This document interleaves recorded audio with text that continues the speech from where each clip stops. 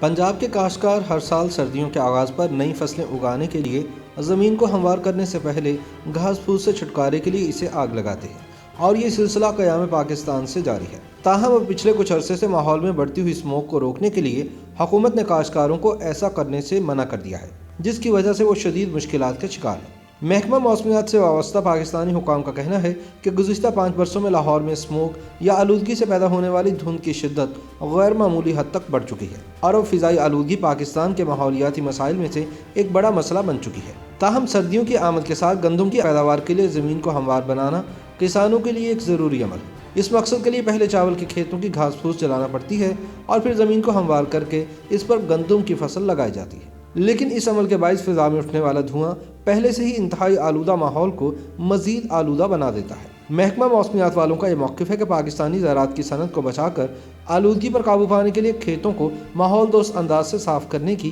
جدید ٹیکنالوجی متعارف کروانے کی شدید ضرورت ہے۔ اس وقت سردی اپنے جوبن پر ہے اور پنجاب کا دارالحکومت لاہور دھوئیں، اسموگ اور دھند میں گھرا ہوا ہے۔ لاہور شہر کے ارد گرد چاول اور گندم کے کھیت ہیں۔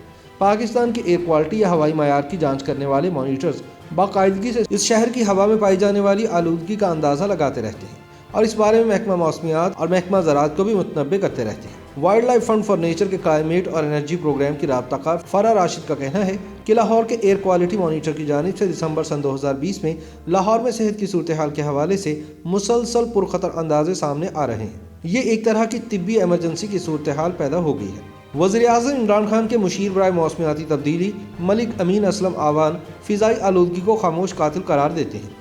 ان کا کہنا ہے کہ گزشتہ 5 برسوں کے دوران لاہور میں اسموگ یا آلودگی سے پیدا ہونے والی دھند کی شدت غیر معمولی حد تک بڑھی ہے۔ انہوں نے ہر سال اکتوبر کے مہینے میں چاول کی فصل کی کاشت کے لیے کسانوں کے روایتی طریقہ کار کی وضاحت کرتے ہوئے کہا کہ چاول کی کاشت اور اس کی زمین کو صاف کرنے کے لیے اب تک کسان جو روایتی کمبائن مشین استعمال کرتے آ رہے ہیں، اس کے نتیجے میں قریباً 4 انچ کے تنکے اور گھاس پھوس کا ملبہ اکٹھا ہو جاتا ہے۔ اس کے 2 ہفتے بعد ہی انہی کھیتوں کو ہموار بنا دیا جاتا ہے تاکہ ان میں گندم اگائی جا سکے۔ اس لیے تنکوں اور گھاس پھوس کو جلانا ہی سب سے تیز رفتار اور مؤثر طریقہ ثابت ہوتا ہے۔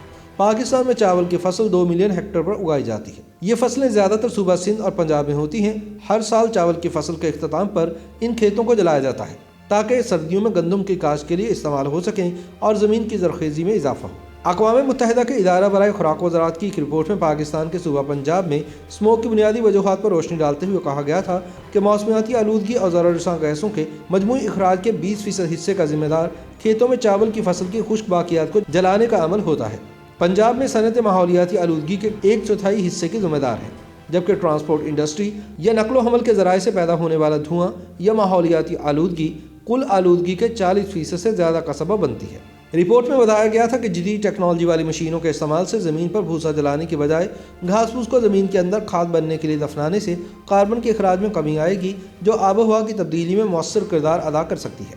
دوسری طرف صوبائی محکمہ زراعت کے اعلیٰ حکام کا کہنا ہے کہ حکومت پنجاب نے لاہور کے ارد گرد کے علاقوں کے 500 کسانوں کو ایسی مشینیں فراہم کر دی ہیں جن کی مدد سے چاول کی کاشت کے بعد فصل پر بچی کھچی گھاس پھوس کو جلائے بغیر زرعی زمین کو صاف کر کے انہیں گندم کی فصل اگانے کے لیے تیار کیا جا سکتا ہے۔